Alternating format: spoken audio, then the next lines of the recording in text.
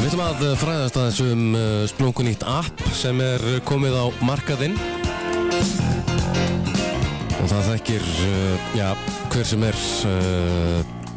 appið svokallaða.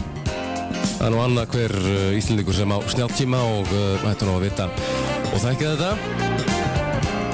Tæknin orðin ansi skemmtileg. En Bjarni Einarsson, hann á línunni og hann búinn að gera nýtt app, Ævintýrakistan, er það ekki rétt hjá mér? Jú, mikið rétt. Góðan og blessaðan daginn. Já, góðan daginn og velkomin á línuna.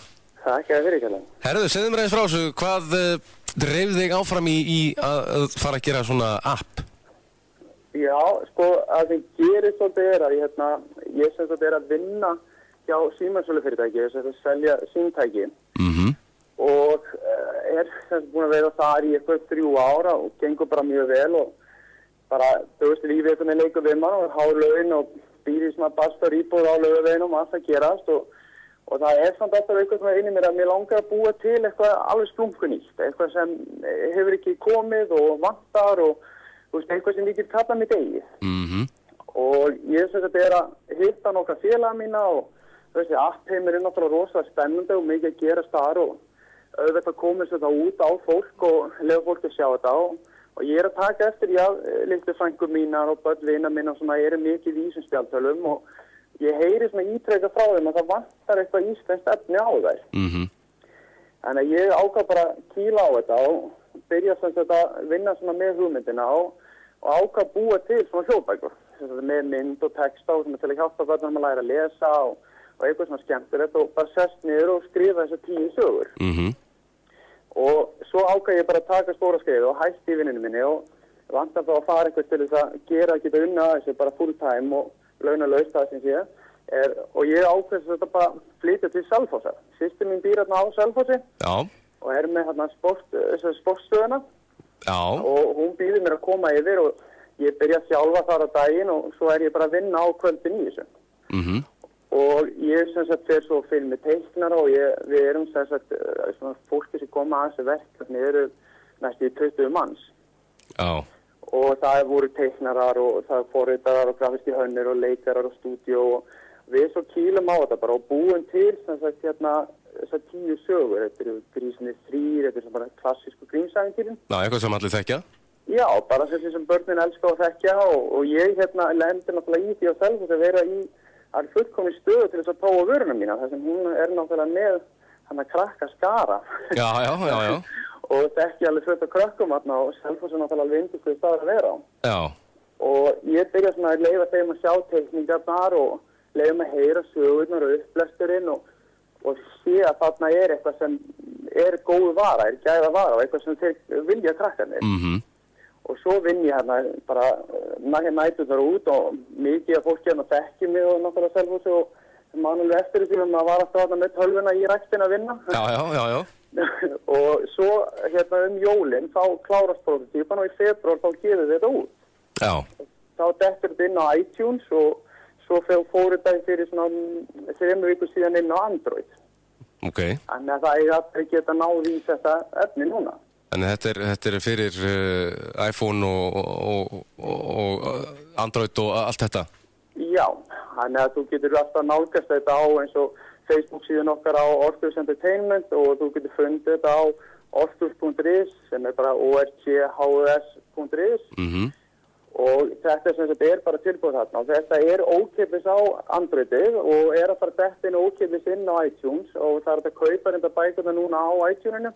Við erum bara að vinna í því að koma ókeypis líka inn og þetta bara skila sér rosalega vel. Það mikið af fólki að senda mér myndir af börnunum sínum að lesa bækurnar og ég að fá hrikalega góð viðbrögð við þessu. Þetta var klárlega eitthvað sem vantaði á markaðinn. Já, heldur betur, en þú sækir þetta app og þetta sem sagt, þú hlustar á sögur eða hvernig virkar þetta app? Já, þetta virkar þannig, það sem að krakkinn getur náð í þetta og opna forritið, eða foreldri getur náð í þetta og opna forritið og þar sem það getur bæði spila hljóð eða bara lesi textan og svo flettur bara á milli og þetta hérna eins og ég segi, einhverjar 6 íslenska sögur sem þarna í gangi og 3 á ensku líka komnar út Og við erum með meira í bígerð. Þetta er svona fyrsta skrefið. Þetta var svona til að líka klára eitthvað að koma því út og leyfa fólk að taka eftir okkur. Já, þú ert bara rétt að byrja? Já, þetta er bara þetta skrefið, sko. Núna erum við með Þór og Loki sem er alveg svona skrifuð saga af okkur frá grunni. Já, það er nú svolítið spennandi. Já, þeir eru hérna 67 ára gamlir að svona upplifa heiminn og lenda í ævintýrum og það er mjög mikið spenna baki hana og það er einmitt eins og Karitas Gunnarsdóttir sem er frá einmitt Selfossi. Hún er að teikna hana og þetta eru alveg rosalega teikningar. Það er fólk sem hefur verið að sjá þar hefur verið alveg allt ofa á því hvað þetta er flott og svona ungri stelpu. Glæsilegt. Þú fékkst þarna einmitt, ágætis hjálpaði teiknara og svo fékkstu, er það Karitas sem lesin sögurnar fyrir þig eða? Nei, það er Ari Eldjárn. Það er Ari Eldjárn, já. Já, ég mitt hann bara ákvað hringdi í mig og við vorum að spjalla saman og hann ákvað að koma bara og sagði, þetta er bara gott málefni að styðja þetta og koma einhver út fyrir íslensku krakka og ákvað bara að kýla á þetta fyrir okkur. Já, hann kann að lesa. Já, hann er náttúrulega alveg snittur. Það kemur ekki annars í greina að segja drengin. Hann er frábær. En hvernig get ég hoppa til núna og búið mig bara til app? Er þetta ekkert mál eða?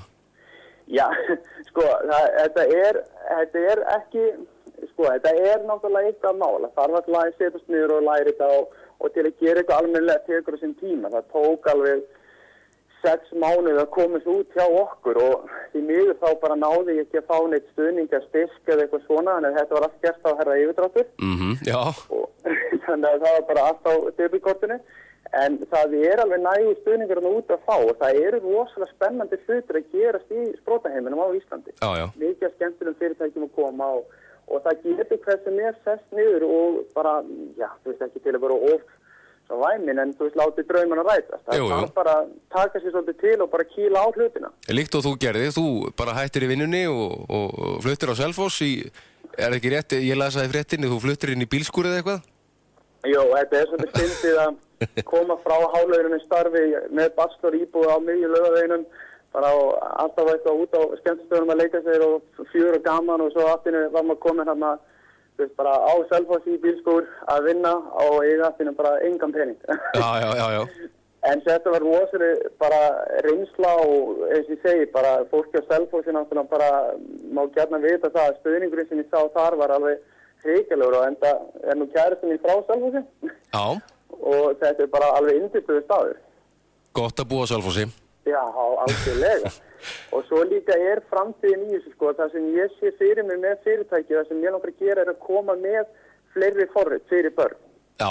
Og koma með alveg gæða forrit og þetta tekur tíma og það er erfitt að stofna fyrirtæki, það tekur á, það voru marga nætur sem ég vaknaði og hugsaði bara, jæja, hvað varst að pæla? Já.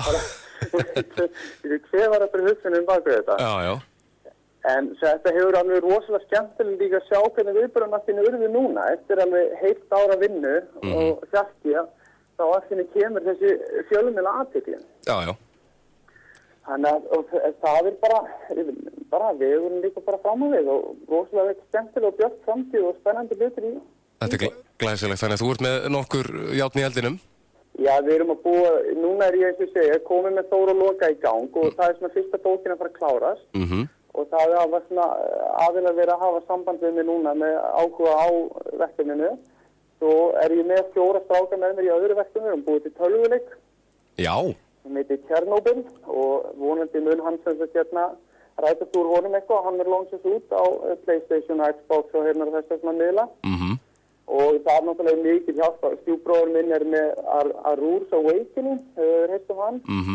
Þeir eru hérna að vinna í honum, þannig að það er mikið stuðningur að sækja þar. Og svo er náttúrulega, eins og ég segja, annað verkefni með að koma einhverju nýju forriti út í sambandið Þór og Loka, hjálpa börnum að læra að lesa, gera starffræði, skrifa, og allt þetta. Það þarf að spýta í lóan aðeins með. Spjaldtölunar eru svo rosalega græja. Krakkarnir getur tekið þetta, þurfingan bækling og þau vita nákvæmlega hvernig að nota þetta. Já. Og þetta græja er svo rosalega krúsjál fyrir framtíðina, bara mikilvæg að við kunni líka nota tæknina. Þetta er það sem allt bindist á. Þú veist, eins og ég segi í greinni, þú stjórna heilu heimsveldi frá svona einum iPad. Já. Einn andrið. Þetta er framtíðin. Já. Það er bara þannig. Þetta var nú ekki svona þegar maður var yngri? Maður var alltaf í Nintendo bara. Já, það virkaði vel. Ég var svo mikil nörd, sko. Ég var komið með fyrstu PC-tölun þegar ég var 10 ára og ég forritaði fyrsta leiktíminu þegar ég var 14. Já, neða þú ert búin að vera í þessu nokkur ár. Já, maður hefur alltaf verið með eitt fótinn inn í þessu. Já. Og þetta svo líka mikilvægt að krakka læra að nýta svona net heim. Já. Það sem náttúrulega allt keyrir á, þessi spítala, skólar, fyrirtæki, þú veist, bankakerfi, þú veist, það allt keyrir á þessum tölvum og því fyrir sem krakkar læra að nota þær og sjá það sem eitthvað vinsamlegt, eitthvað sem notast fyrir þau, það betra. Nákvæmlega, eins og segir, það hægt að stjórna ýmsum hlutum í gegnum þessi tæki í dag. Já. Þetta frábært. Bjarni Einarsson, við ætlum að fá þér í sambandi við þig þegar nær dregur, þegar eitthvað nýtt fyrir að gerast og fyrir að koma fleira út frá þér. Já, það verður bara mín ánægja. Það glæsilegt. Takk fyrir spjallið og gangiði vel með þetta. Takk innlega fyrir. Takk. Bless.